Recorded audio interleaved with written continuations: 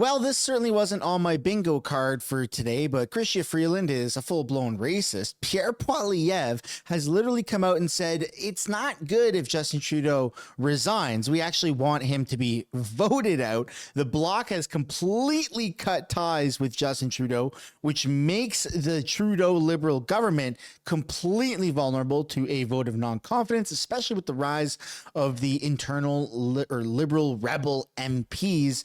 And then there's a couple other things throughout this video that we're going to be talking about. Welcome back to the channel. Welcome back to another video, everybody. Before we get into it, I do want to encourage y'all to smash the like button and subscribe if you haven't already. It does really help grow the channel, as well as I'd like to encourage you guys, if you haven't yet already, to sign the petition link down below in the description and potentially even the top comment or the pinned comment below if I remember to put that correctly. And then without further ado, let's get into this video. So yes, in fact, Pierre Poilievre says it's not fair to oust Justin Trudeau now. Everybody wants to see him go down with the ship. Let's take a look at this video. Prime Minister Justin Trudeau appears to have survived today's deadline from some Liberal MPs calling for him to resign as party leader. That is now fueling calls for a secret ballot. But it's only one hurdle he's facing this week. Up next, demands from the Bloc Québécois.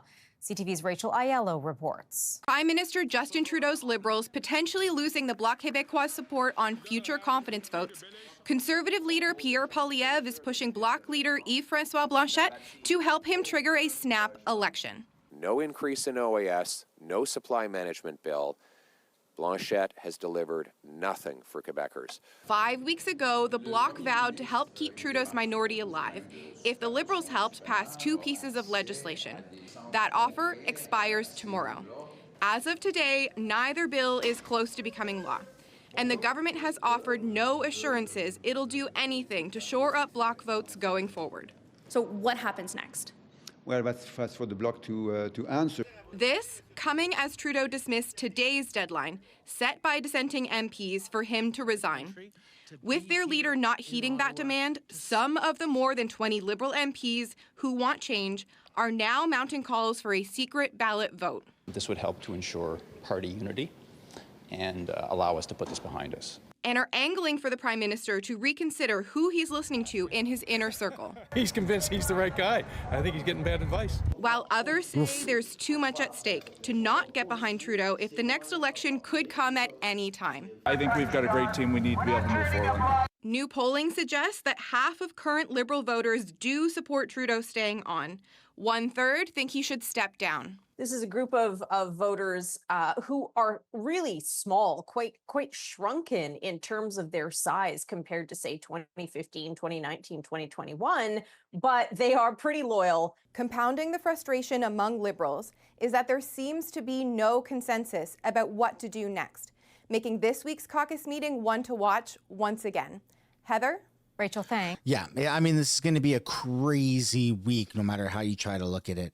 You know, potentially history is about to be made. And so all the deadlines have now passed. The deadline for the rebels getting, you know, announcements from Justin Trudeau saying that he's going to resign or step down as the party leader, that was on Monday. And on Tuesday was when the Bloc said, and we're going to take a look at the recap later on in this video, and then what's happened since then, that they are going to pull out of supporting Justin Trudeau, and they are going to actually be the ones to pull forward a vote of non-confidence with other opposition parties, plural. The wording of that is very, very key. But going into the most recent internal Liberal caucus meeting, you had a bunch of MPs that were met by reporters to be asked some questions of what exactly is going to come of the Liberal Party. So let's take a look here.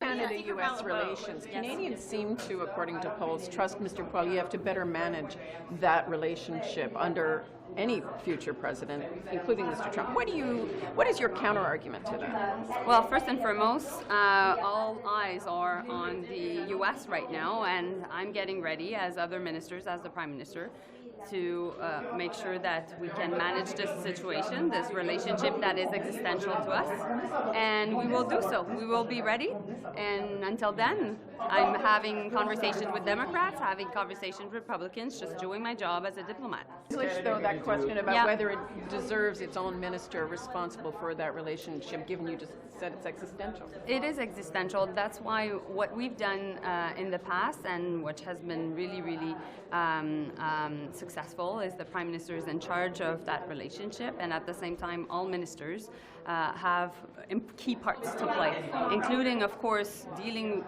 the geopolitics of the relationship, which is my job, and also the bilateral relationship, but also my colleague Dominique Leblanc, for example, at Public Safety, is in charge of dealing with border issues, my colleague Freeland with economic issues. So that's how we work it out. And we more focused, though, minister in charge of all of that? We're all hands on deck, and we know very much that lots of Canadians are preoccupied, but at the same time are preoccupied and hopeful. How do you think it's going to go? Well, of course, Tanda, every journalist in the country asked me that question, and I will just basically say that we will respect what the American people will decide, and we'll be ready. Do you have a bet at home?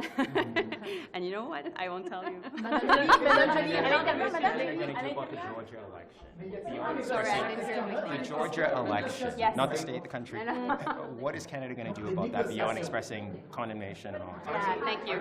So we have, of course, we're following the situation very closely when it comes to what is happening in Georgia.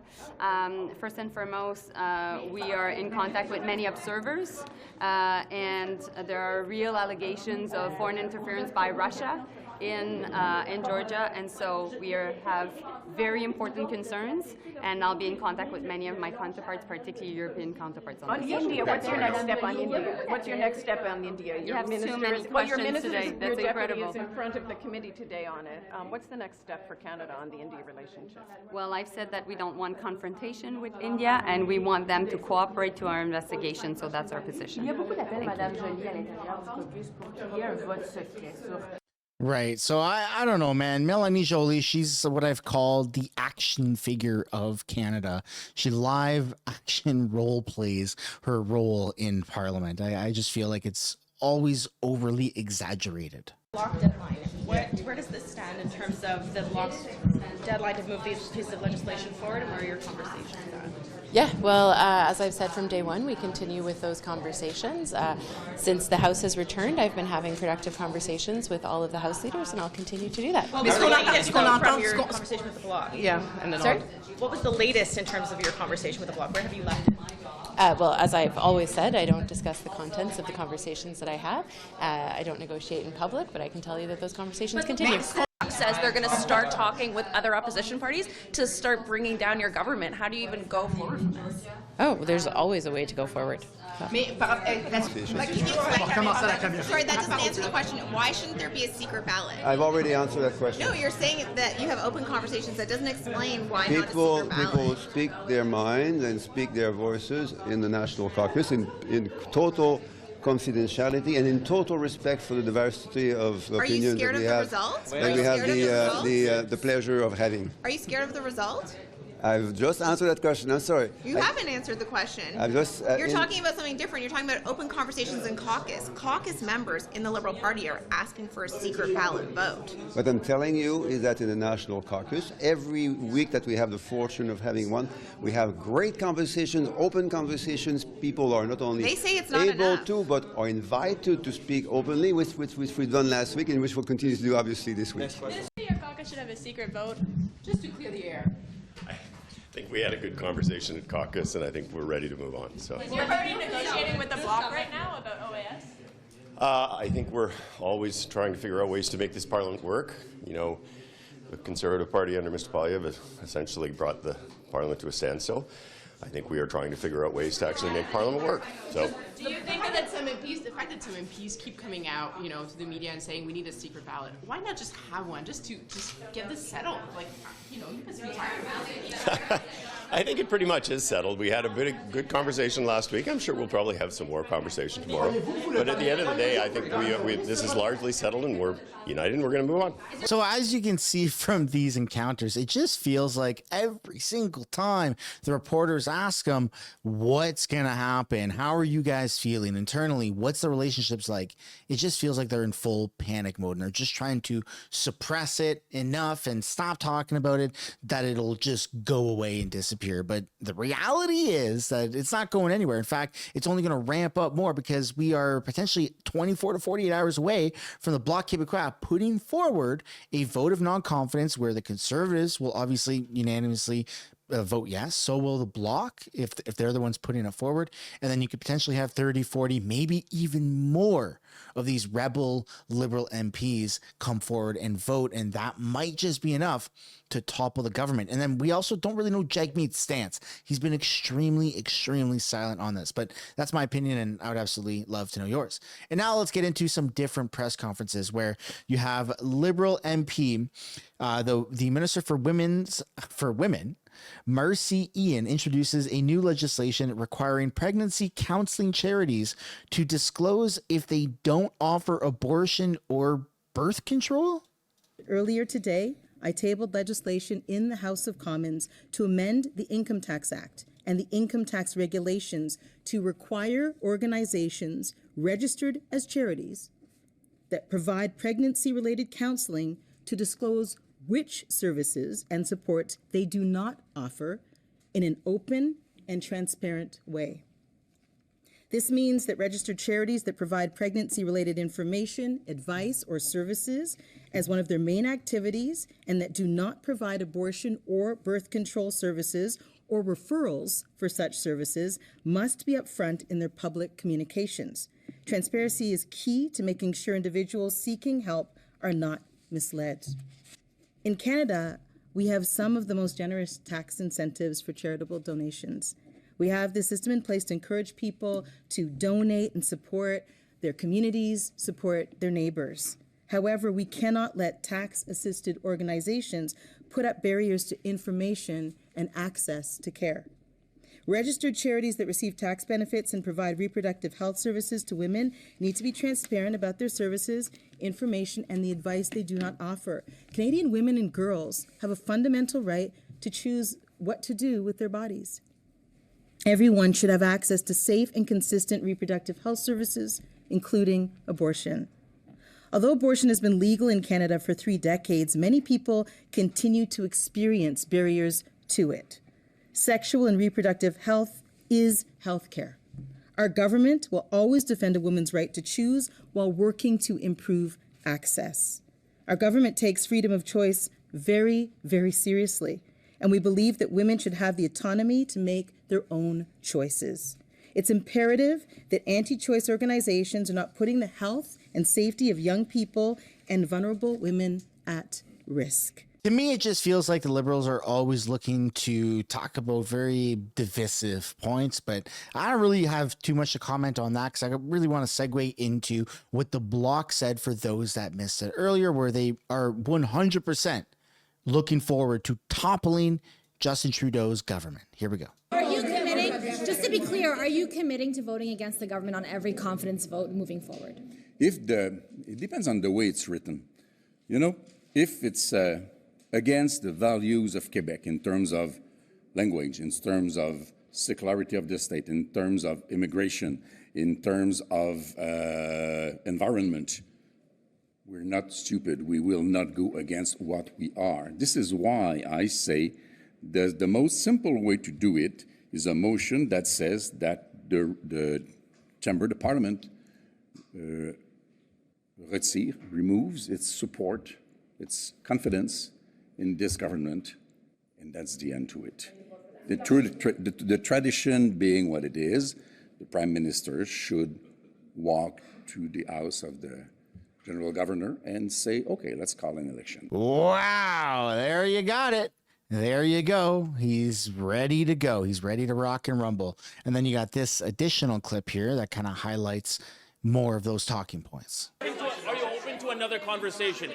If the government comes to you today, tomorrow, even the day after, are you open to a conversation to keep that going if you get what you want? Have they come to us yesterday or the day before? No, we haven't got what we wanted. If before, of course, if before they fall, they give us all we have asked under the terms that we have described, we don't have a choice but to take it.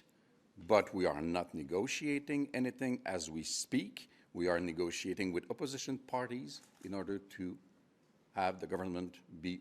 So that will mean your support as well. If they give you what you ask for, even if it's after this date, does that mean they regain your support? Let's say that if they give us exactly all we have asked for before they fall, because if there's a vote tomorrow, they might fall tomorrow, we will look into it and we will be coherent with all what we have said so far. We want precisely what is in Bill 3, C319 and in Bill C282. Bring that to us and we'll discuss. But in the meantime, they are seriously in danger to fall. There you go, folks. There you go. So it seems like all roads are leading to the government falling, and that's going to be at the hands of the Bloc Québécois. I do have one other clip here from the leader of the Bloc. Let's take a look. He's ready for an election, but he doesn't want one. Are you ready for election, and do you want to have one right now? Both. I'm ready for an election. That was one of the reasons why we said 5 weeks ago that we were giving ourselves and the government 5 weeks. 5 weeks to go through the bills, which they didn't do. 5 weeks so that there would still be time to go into election before having an election, which would be between Christmas and New Year's Eve. And 5 weeks in order to be absolutely ready to go into election tomorrow morning. Not only are we ready, but we might be expecting that with enthusiasm. I do not believe that Quebecers want elections so much, but I do believe that they will understand that this is where we are now. Wow.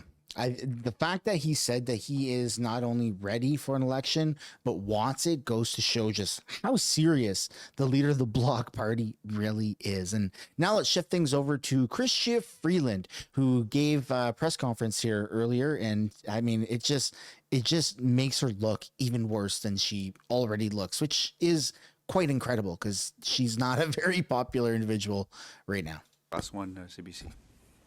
Hi there, Marina von Stackelberg with CBC News. The Bloc has said they will try to topple your government at the first opportunity. How confident are you in the NDP supporting you to keep you in power? I have to say, Marina, I don't think about it that way. And I think I speak for all my colleagues to say we get up in the morning thinking about Canada and Canadians.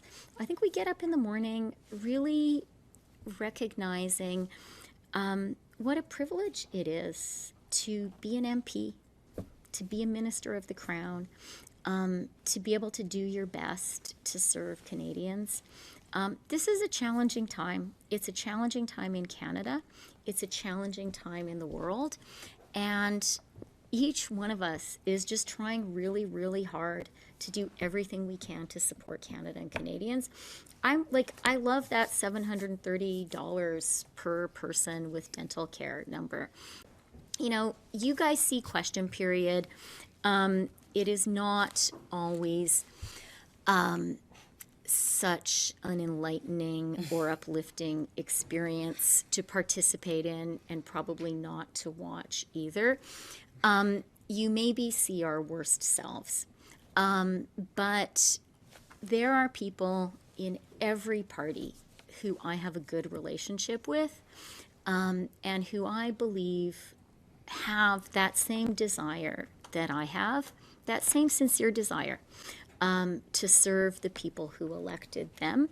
And so my starting premise in talking about the work of our parliament is to kind of say, okay, and I don't think our constituents elected us to yell and scream and shout slogans and be mean. The parliament that want to sell slogans instead of solutions. It's them who say that they can fix things while cutting the services and the programs that Canadians rely on. We're going to do real things that help real people. That's what we do on this side of the house. Beautiful! The panning effects and the zooming in always gets me. That's brought to you by the amazing Zoltan there. And then we got another clip here of Chrystia Freeland. I mean, she just talks in absolute nonsense. These people they're not even real people at this point. They're just gaslighting TV characters, it feels like. On the block issue, can you just categorically say that the Liberal government will not bring in the 10% increase? And Mr. Duclos, on the same point, we heard that you said it was a fake ultimatum. In essence, I'm paraphrasing what you were saying this morning in French. Has your view changed after hearing Mr. Blanchet earlier today say that he is looking to bring the government down at the earliest available opportunity? I'll just say very quickly, I have a good relationship with the Bloc. I think our government does. The lines of communication are open. There are a lot of things that we agree on, and we think that it's important to continue to have an open door and continue to have an opportunity to talk. And I do want to emphasize, our government is proud of our record when it comes to supporting seniors in Canada. I would say that no federal government has done more than we have done to support Canadian seniors, and the statistics bear that out. You know, we have really transformed the life of seniors and lifted millions of Canadian seniors out of poverty. That's something that we're really proud of. Yeah. I think that she knows that her time is coming to an end. I mean, we saw in a video yesterday that I posted where Justin Trudeau isn't even he's not projected to win his own riding. And I'm starting to think that Chrystia Freeland might actually be in the same boat. And we have another clip here that's pulled up. While we've been speaking here, there's been a number of your caucus colleagues who've told reporters that they support the idea of a secret ballot vote on Mr. Trudeau's leadership. I should say, before caucus this morning, many of your cabinet colleagues have said that's not the right idea. Considering what you've said, saying that the vast majority of caucus members support Mr. Trudeau, why not have a vote on the issue? Well, thank you very much, Mackenzie, and thank you for the question. I think, as is well known, we had a caucus meeting last week where there was a candid and extensive exchange of views. It was a really good meeting. The Liberal Party is a broad church. We have always had a diversity of views, and we believe that's one of the things that makes us strong. I believed before that meeting, and my view was confirmed, that the vast majority of MPs support the Prime Minister. They support him as our leader today, and they support him as the guy who's going to lead us into the next election. Our party and our caucus have had many opportunities to decide our own rules for choosing a leader. Our party decided on that, and our caucus decided on that. And in our rules, the leader is not chosen by secret ballot of caucus members. That's just not how Liberals govern themselves. It's not how we do things. I mean, this is going to be phenomenal, right? They're going to run their party down into the ground. It doesn't get better than this. This is honestly extremely poetic. The only way it gets better is if there's an election that's called, but Justin Trudeau's reluctancy to actually step down it's phenomenal. It's absolutely phenomenal. There's no way in hell Justin Trudeau beats Pierre Poilievre federally at the polls. For crying out loud, the guy's not even scheduled to or projected to win his own riding. That's absurd. He's not going to win the elections. And then to wrap things up, we have a clip here brought to you by the amazing Zoltan of Chrystia Freeland going absolutely racist. Ask you is that considering the new immigration curbs, we will see a population decline over the next 2 years. That will obviously impact our tax revenues also. Do you think it can potentially impact the financial fiscal anchors as well? And if not, why? Look, thank you very much for the question. I spoke earlier about the importance for us of really getting back to that immigration trajectory we were on pre-COVID, and that's really what's happened. We've seen across the economy surges in all kinds of different areas connected to the lockdowns and reopenings with COVID. And the same thing happened with our population. So really, if you look at the population curve, what you're really seeing is Canada going back to the growing population curve that we had pre-COVID. And I do really want to emphasize, I believe that we are a country that continues to value immigration. Yeah, I don't know about that. I mean, even Justin Trudeau has kind of done an about turn on immigration. So is Mark Miller. Everyone is turning their backs on immigration, saying, hey, this is causing a massive problem here in Canada. We flooded the gates and they're going to reverse everything. And I think the next step is going to be, you're going to start to see some deportations. Well, at least that's what a lot of people are suspecting. I don't know the logistics behind that, the pros and cons, the amount of money that would take to put into that. But that's not really the issue right now. The issue is that Chrystia Freeland is I mean, she's losing it. She's losing her marbles. But I've shared my opinion. This is the end of the video. I would absolutely love to have you guys share yours down below in the comments. Thank you so much for watching. On your way out, I'd like to encourage you guys, if you haven't yet already, to smash the like button, subscribe, and I'll see you in the next one. Bye for now.